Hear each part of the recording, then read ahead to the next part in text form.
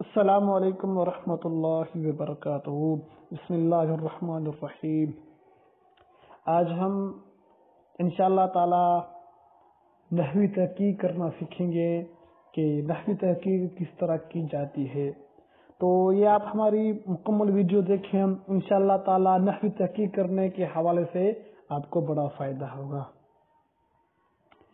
طلبہ کرام پریشان رہتے ہیں کہ عربی عبارت پر نحوی اجرا کیسے کرے یا عربی عبارت کا نحوی اعتبار سے تجزیہ کیسے کریں، تو اس لیے بہت ہی اہم باتیں ہیں، ان کو ذہن میں رکھنا یہ بہت ضروری ہے۔ یاد رکھیں کہ عربی عبارت کا تجزیہ کرنے سے پہلے ہر کلمے کے متعلق اپنے آپ سے سوال کریں۔ ہر کلمے کے متعلق اپنے آپ سے سوال کریں، چاہے تو لکھ لیں اور اس کے مطابق آپ اجرا کریں گے، غور فکر کریں گے تو انشاءاللہ تعالی پھر آپ کو عربی عبارت بہت آسانی کے ساتھ سمجھ میں آئے گی۔ سب سے پہلے تو جو کلمہ آپ کے سامنے ہو اس پر غور کریں کہ یہ اسم ہے یا فعل ہے یا حرف ہے۔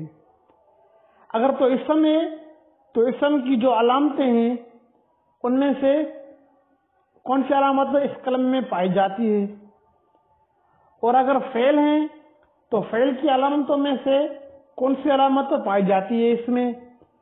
اس طرح اگر حرف ہے تو حرف کی کون سی علامت اس میں پائی جاتی ہے۔ اس طرح یہ بھی دیکھیں کہ اگر اسم ہے تو پھر اسم معرب ہے یا مبنی ہے۔ اگر اسم معرب ہے تو اسم معرب کے اعراب کے حوالے سے جو 16 قسمیں ہیں، اسم معرب کے جو اعراب کے لحاظ سے 16 قسمیں ہیں، ان 16 قسموں سے کون سی قسم ہے۔ اور اگر معرب ہے تو معرب ہونے کی تقدیر پر منصرف ہے یا غیر منصرف ہے۔ اگر غیر منصرف ہے تو منع صرف کے جو 9 اسباب ہیں ان اسباب میں سے کون سے 2 سبب اس میں پائے جاتے ہیں، یا کون سا ایسا سبب پایا جاتا ہے جو کہ 2 کے قائم مقام ہو۔ پھر دیکھیں کہ مفرد ہے یا مثنی یا جمع، یعنی مفرد ہے یا تثنیہ ہے یا جمع ہے۔ اگر جمع ہو تو جمع قلت ہے یا جمع کثرت ہے، اور اگر مبنی ہے تو پھر دیکھیں کہ اسم غیر متمکن کے جو 8 قسموں میں سے کون سی قسم ہے۔ اگر مبنی ہے تو پھر دیکھیں کہ اسم غیر متمکن کی 8 قسموں میں سے کون سی قسم ہے۔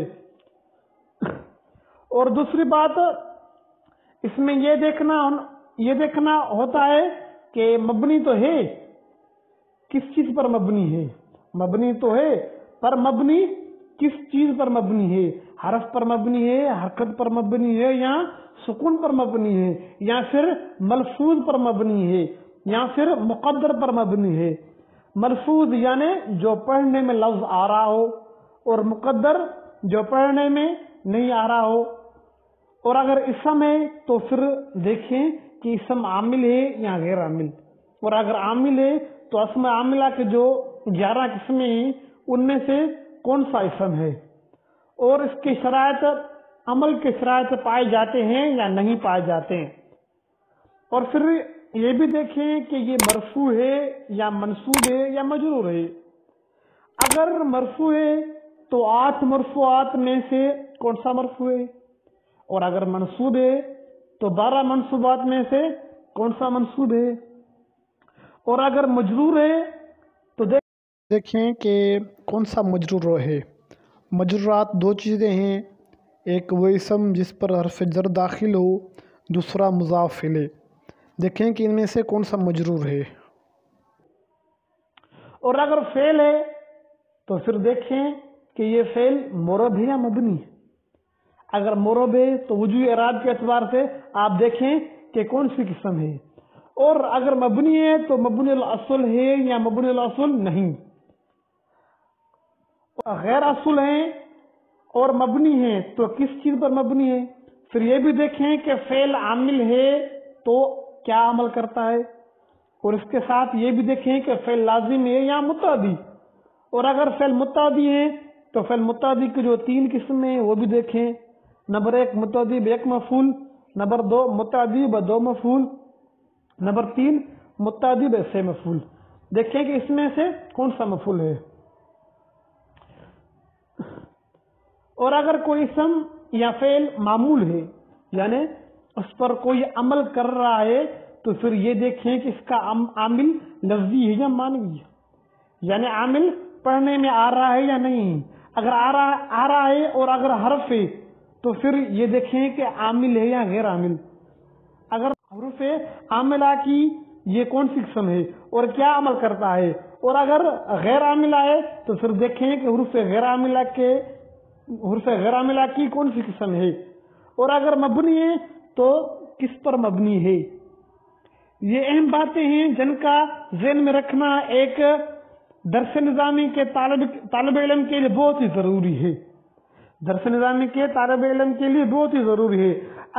اگر ضروری باتوں کو آپ ذہن میں رکھیں گے تو اس کا اجرا عربی عبارت پہ کریں گے، چند مرتبہ آپ کو تکلیف پیش آئے گی، لیکن انشاءاللہ تعالی درجہ بدرجہ آپ کی عربی عبارت مضبوط ہوتی چلی جائے گی، اور آپ کو تراکیب کرنے میں بھی آسانی ہوگی، کلمات کو آپس میں تعلق اور اس کے متعلق کے حوالے سے بھی انشاءاللہ آپ کو آسانی ہوگی۔ تو بھائی یہ ہماری ویڈیو آج مکمل ہوئی۔ اگر آپ کو یہ ہماری ویڈیو پسند آئی تو ویڈیو کو لائک ضرور کیجیے گا۔ جزاک اللہ۔